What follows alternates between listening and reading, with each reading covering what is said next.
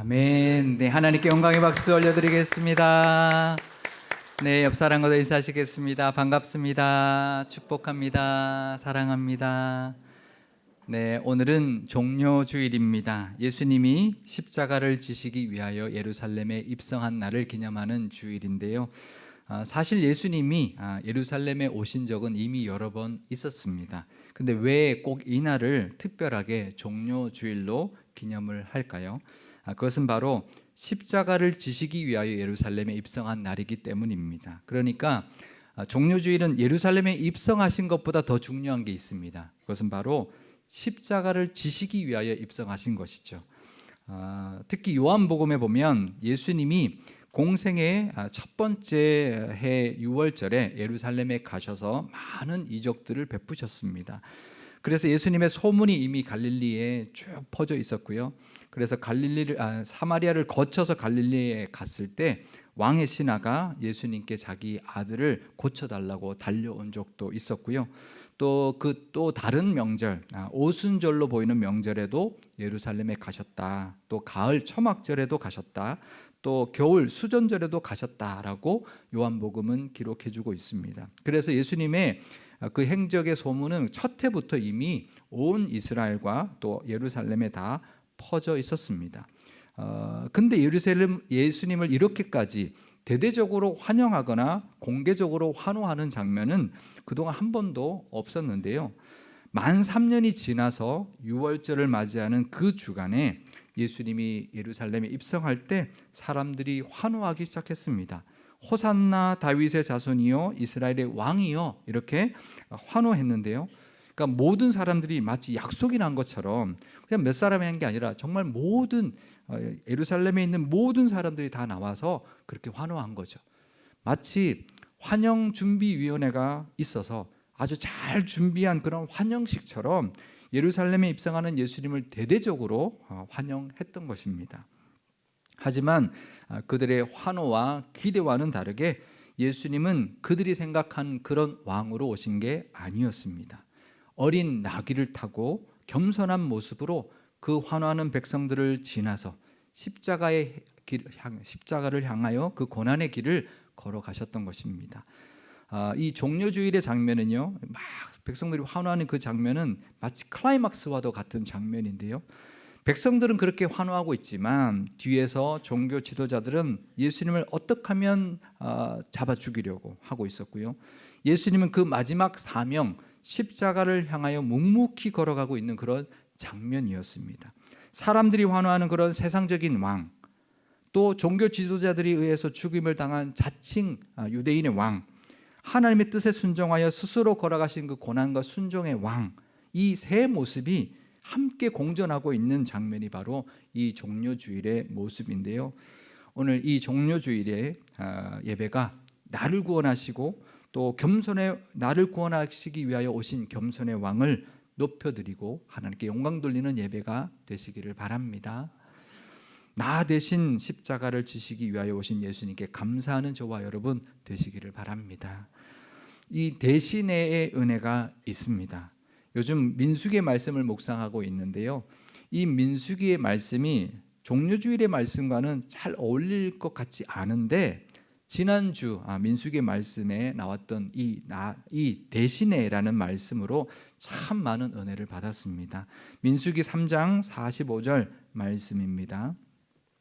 이스라엘 자손 중 모든 처음 태어난 자 대신에 레위인을 취하고 또 그들의 가축 대신에 레위인의 가축을 취하라. 레위인은 내 것이라. 나는 여호와니라. 아멘. 이스라엘 자손 중에서 처음 태어난 자, 그러니까 첫째 아들은 다 하나님께 바쳐야 했습니다.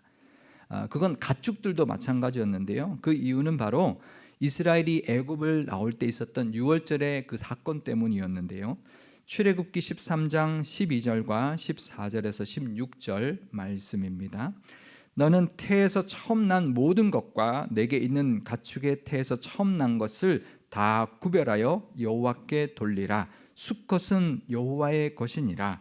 후일에 내 아들이 내게 묻기를 이것이 어찌 됨이냐 하거든 너는 그에게 이르기를 여호와께서 그 손의 권능으로 우리를 애굽에서 곧 종이 되었던 집에서 인도하여 내실세 그때에 바로가 완혹하여 우리를 보내지 아니하매 여호와께서 애굽 나라 가운데 처음 난 모든 것은 사람의 장자로부터 가축의 처음 난 것까지 다 죽이셨으므로 태에서 처음 난 모든 수컷들은 내가 여호와께 제사를 드려서 내 아들 중에 모든 처음 난 자를 다 대속하리니 이것이 내 손의 기호와 내 미간의 표가 되리라.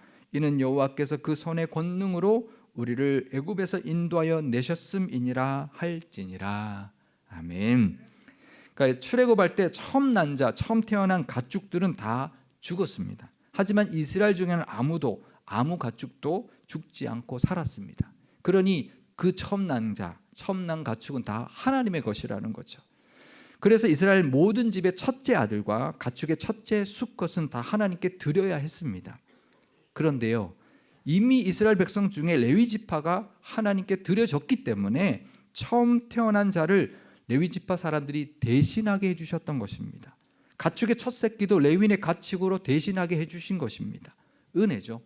이스라엘 백성들에게는 그게 은혜였을 겁니다. 안 그러면 다 첫째 아들 다 하나님 앞에 드려야 되고 가축들 다 드려야 되는데 레위인이 대신 하나님께 드려진 것입니다.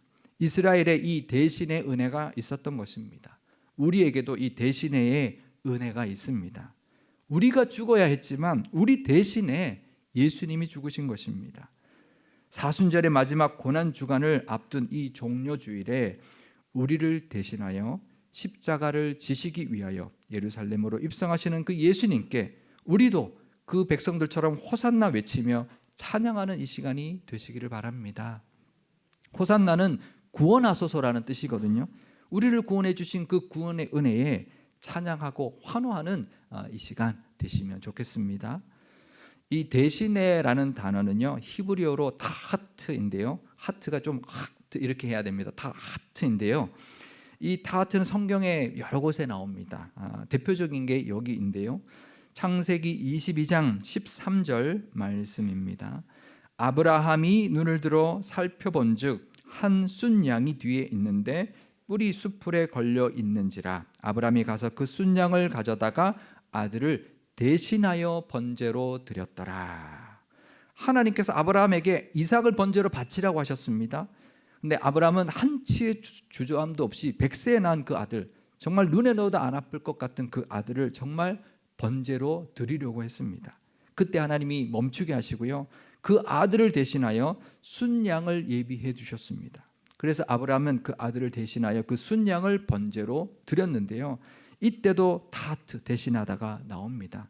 이때 이 타하트는 분명 우리를 대신할 예수님의 그 대속을 상징한다는 것을 우리가 충분히 짐작할 수가 있는데요. 갈라디아서 1장 4절에서 5절 말씀입니다.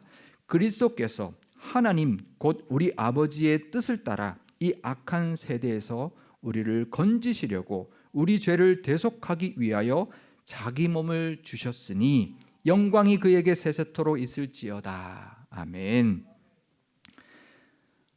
우리를 구원하시기 위하여, 우리를 대속하시기 위하여 우리 대신에 죽으셨다는 것입니다. 근데요, 사실 죄 많은 우리가 하나님의 아들을 대신 죽어야지 어떻게 우리를 위해서 하나님의 아들이 대신 죽었습니까? 말이 안 되는 거죠. 이건 얼마나 큰 은혜, 얼마나 감사한 일인지 모릅니다. 내가 뭐라고, 나 같은 존재를 위해서 하나님의 아들이 나 대신에 죽으셨다라는 것입니다. 우리를 건지기 위하여 우리 죄를 대속하신 예수님의 그 은혜에 우리는 감사와 영광을 돌릴 수 있어야 합니다. 나를 대신하신 그 예수님의 그 십자가의 은혜를 기억하며 또 호산나 찬송하는 이 예배가 되시기를 바랍니다. 근데요, 이 타하트라는 단어는 대신해라는 뜻도 있지만 자리를 바꾸다라는 뜻도 가지고 있습니다. 뭐 그게 그거 아닌가요? 대신하니까 자리를 바꾸는 거지. 대신하려면 자리를 바꿔야지. 비슷한 것 같은데 좀 다릅니다. 왜냐하면요, 대신해라고 하면 그냥 대신해주고 말면 됩니다. 근데 자리를 바꿔주는 은혜는요, 거기서 더 나가야 합니다. 그러니까 내가 죽어야 되는데 예수님이 대신 죽으셨다면 그 은혜만 있으면 우리는 그냥 죽지 않은 것에 그냥 머물러 있을 수밖에 없는 것이죠. 근데 그걸 넘어서 예수님은 우리의 자리까지 바꿔주셨습니다. 예수님이 우리의 자리, 죄인의 자리에 오시고요, 그 대신 우리를 하나님의 아들의 자리에 가게 하셨습니다. 갈라디아서 4장 5절 말씀입니다. 율법 아래에 있는 자들을 속량하시고 우리로 아들의 명분을 얻게 하려 하심이라. 아멘. 우리를 대속하신 것뿐만 아니라 우리를 죄인으로 그냥 죽지 않게, 죄인이어서 죽어야 되지만 죽지 않게만 하신 게 아니라 거기서도 건져주셨지만 예수님의 자리, 그 아들의 자리까지 가게 해주셨다라는 겁니다. 아들의 명분을 주시려고 십자가에 죽으셨다라는 것입니다. 이 타하트의 은혜는 대속의 은혜를 넘어서 하나님의 자녀가 되는 권세까지 주신 은혜입니다. 믿으십니까? 그냥 죽지만 않은 게 아니고요, 구원만 받은 게 아니고요, 하나님의 자녀까지 되신 은혜, 되게 해주신 은혜입니다. 이 얼마나 크고 감사한가요? 우리가 지은 죄로 죽지 않은 것만으로도 감사한데 예수님의 자리에까지 이르러서 하나님의 자녀가 되었으니 그 은혜는 정말 한량없고 끝없는 은혜인 것입니다. 이 대신의 은혜는 자리 바꿔주심의 은혜까지 있음을 기억하면서 감사와 영광과 찬송을 정말 기쁨으로 올려드리는 이 종료 주일의 예배가 되시기를 바랍니다. 그런데요, 오늘 본문을 보면 조금 특이한 말씀이 그 뒤에 이어집니다. 민수기 3장 46절에서 47절 앞부분입니다. 이스라엘 자손에 처음 태어난 자가 레위인보다 273명이 더 많은즉 속전으로 한 사람에 5세겔씩 받되 성소에 세겔로 받으라. 그러니까 이스라엘 자손 중에 첫째 아들을 대신해서 레위인을 바쳤는데, 그런데 이스라엘의 모든 첫째 아들을 다 계수하고 레위인의 남자들 1개월 이상 된 남자의 숫자를 다 계수해 보고 나니까 레위인이 모자라는 거예요. 레위인보다 이스라엘 자손의 첫째 아들의 숫자가 더 많은 거예요. 이스라엘의 장자의 수가 22,273명, 레위인 남자의 수가 22,000명. 그 차이가 273명이 나요. 남으면 괜찮은데 모자라는 거예요. 그러니까 하나님께서 아니 근데 대충 저 정도면 괜찮지 않을까요? 22,273명이나 22,000명이나 얼추 비슷하지 않나요? 차이도 한 1.2%밖에 안 나요. 근데 하나님은 그 부족한 수를 한 사람당 5세겔씩 성소의 세겔로 계산해서 속전으로 대신하라 이렇게 말씀하셨습니다. 그래서 5 곱하기 27 해서 1365세겔을 속전으로 대신 드려라 하셨습니다. 너무 정확한 거 아닌가요? 야속할 정도로 정확한 거죠. 그냥 퉁쳐도 될 것 같은데 안 된다는 겁니다. 얼추 비슷하니까 그만하면 됐다 그러지 않고요, 23명이 모자라니까 한 사람도 빼지 말고 5세겔씩 273명분의 그 속전을 대신 내라 이렇게 말씀하신 거죠. 너무한 거 아닌가요? 근데요, 이게 은혜입니다. 얼마나 큰 은혜인지 모릅니다. 이 말은요, 하나님은 한 사람도 절대 그냥 넘어가지 않는다는 거죠. 우리는 그냥 슬쩍 묻어서 이제 넘어가고 싶을 때가 참 많이 있습니다. 그런데요, 하나님은 우리 한 사람 한 사람까지도 대충 넘어가지 않으신다라는 겁니다. 다 챙기신다라는 거죠. 그게 받아낼 때는 아쉬운 거, 야속한 것 같지만 베푸실 때는 얼마나 큰 은혜인지 모릅니다. 예수님은 그냥 퉁쳐서 뭉뚱그려서 우리를 그냥 구원하시기 위해 십자가를 지신 게 아닙니다. 바로 나를 위하여 십자가를 지신 것입니다. 우리는 우리라는 말 안에 대충 묻혀서 가려고 할 때가 참 많이 있는데요, 우리에게 주신 은혜가 아니라 바로 내게 주신 은혜입니다. 십자가는 나 한 사람도 절대 놓치지 않고 다 챙기시는, 그래서 구원하신 은혜입니다. 하나님께는요, 대의를 위해서 소수를 좀 희생해도 된다 이런 말 없습니다. 하나님께는 작은 자 한 사람까지도 다 구원하시기 위하여 예수님이 십자가를 지신 것입니다. 나를 구원하신 예수님, 나 한 사람도 절대 놓치지 않고 지키시고 구원하시는 하나님, 그러니 우리 주변에 있는 그 어떤 한 사람을 위해서도 예수님은 십자가를 지셨다라는 것을 알아야 합니다. 이 대신의 은혜는 나를 대신하시고 나를 구원하시고 나를 하나님의 자녀 삼기 위하여 지금도 베풀어 주고 계시는 은혜라는 것을 잊지 말아야 합니다. 그러니 그 은혜에 감사할 수 있는 것이죠. 우리에게 이 대신의 은혜가 있다면요, 우리는 하나님의 자녀가 된 우리에게는 대신의 권세와 특권과 대신의 사명도 있다는 것을 알아야 합니다. 창세기 1장 26절 말씀입니다. 하나님이 이르시되 우리의 형상을 따라 우리의 모양대로 우리가 사람을 만들고 그들로 바다의 물고기와 하늘의 새와 가축과 온 땅과 땅에 기는 모든 것을 다스리게 하자 하시고, 하나님은 우리를 하나님의 형상을 따라 만드셨습니다. 이때 형상이라는 단어는요, 제렘이라는 단어를 쓰는데요, 고대 그 국가에서 그 황제의 조각상을 뜻하는 단어로도 쓰였습니다. 그거는 왕의 조각상들을 제국의 곳곳에 세워서요, 그 왕의 권위와 통치가 이곳에 있다라는 것을 보여주는 역할을 했는데요.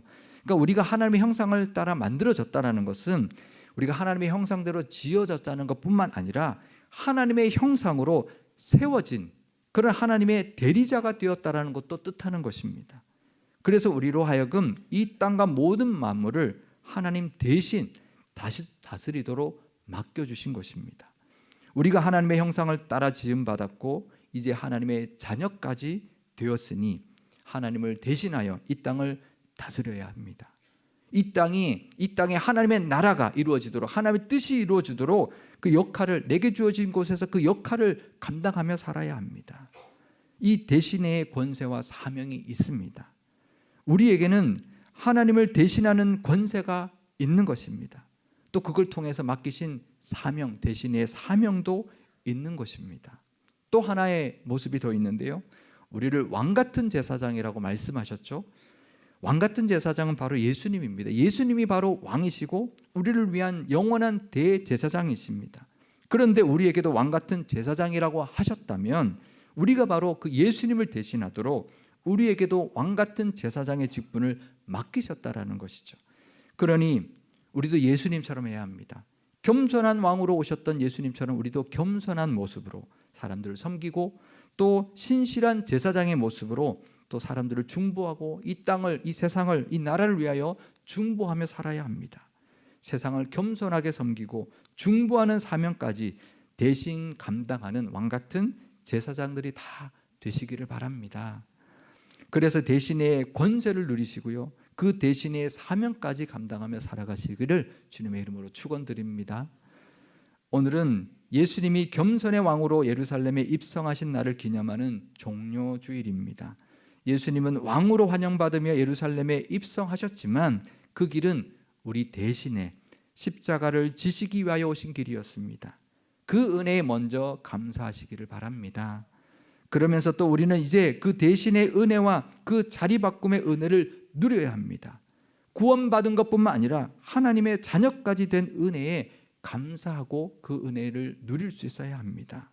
또 그 은혜뿐만 아니라 우리에게도 분명히 이 종려주일의 예수님처럼, 종려주일에 환영받았던 그 예수님처럼 우리도 환영받고 높임받는 은혜도 분명히 부어주실 것입니다. 왕같은 제사장의 직분을 잘 감당하고 하나님의 형상을 따라 하나님의 대리자로서의 그 권세를 가지고 그 사명을 잘 감당한다면 우리에게도 천사들의 환호성과 우리를 높여주시는 하나님의 은혜가 분명히 있을 것입니다. 어느 선교사님이 간증을 했는데요, 그분이 아프리카 선교를 평생 하다가 이제 은퇴하고 고국으로 돌아왔는데요, 아무도 환영해 주는 사람이 없더랍니다.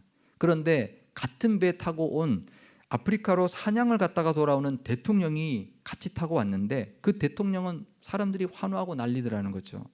자기는 몇십 년 동안 아프리카에서 선교를 하고 돌아왔는데 아프리카에 사냥 갔다 온 대통령은 저렇게도 환영하는데 나는 아무도 환영해 주는 사람이 없다. 섭섭했죠.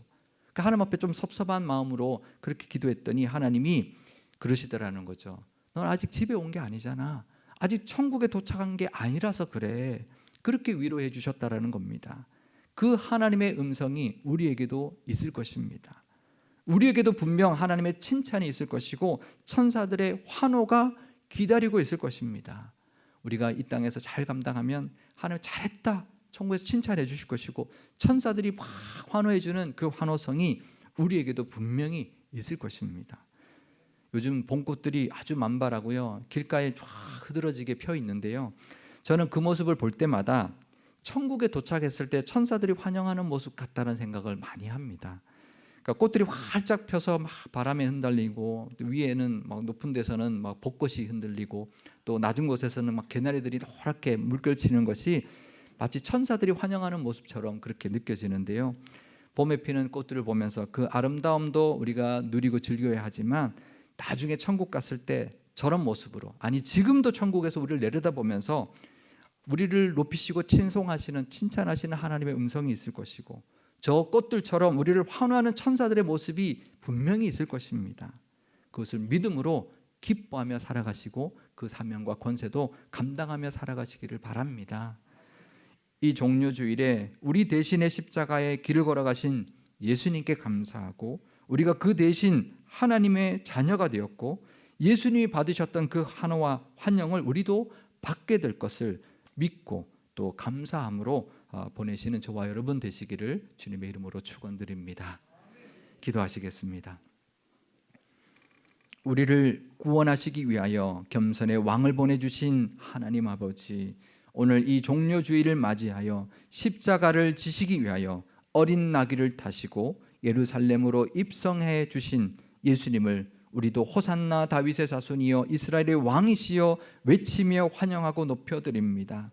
하나님의 아들이신 예수님이 죄인인 우리를 대신하여 십자가에서 죽으셨으니 그 대신의 은혜가 얼마나 크고 놀라운지요. 근데 그 은혜를 넘어서 우리를 하나님의 자녀까지 삼아 주셨으니 그 은혜가 너무나도 한량없습니다. 그러니 이제 하나님의 자녀답게 살게 하옵소서. 예수님을 닮은 모습으로 살아가는 하나님의 자녀들 다 되게 하옵소서. 겸손하셔서 어린 나귀를 타고 오신 예수님처럼 늘 겸손하게 섬기게 하시고, 대신의 은혜를 받았으니 대신의 권세를 가지고 살아가게 하시며 대신의 사명도 감당하며 살아가게 하옵소서. 우리에게 맡기신 곳과 직분과 역할이 있습니다. 그 역할을, 그 직분 하나님의 뜻대로 잘 감당하게 하시고 왕같은 제사장으로 이 나라와 온 세상을 위하여 중보 기도하게 하시고 잘 다스리는 하나님의 대리자의 사명을 감당케 하옵소서.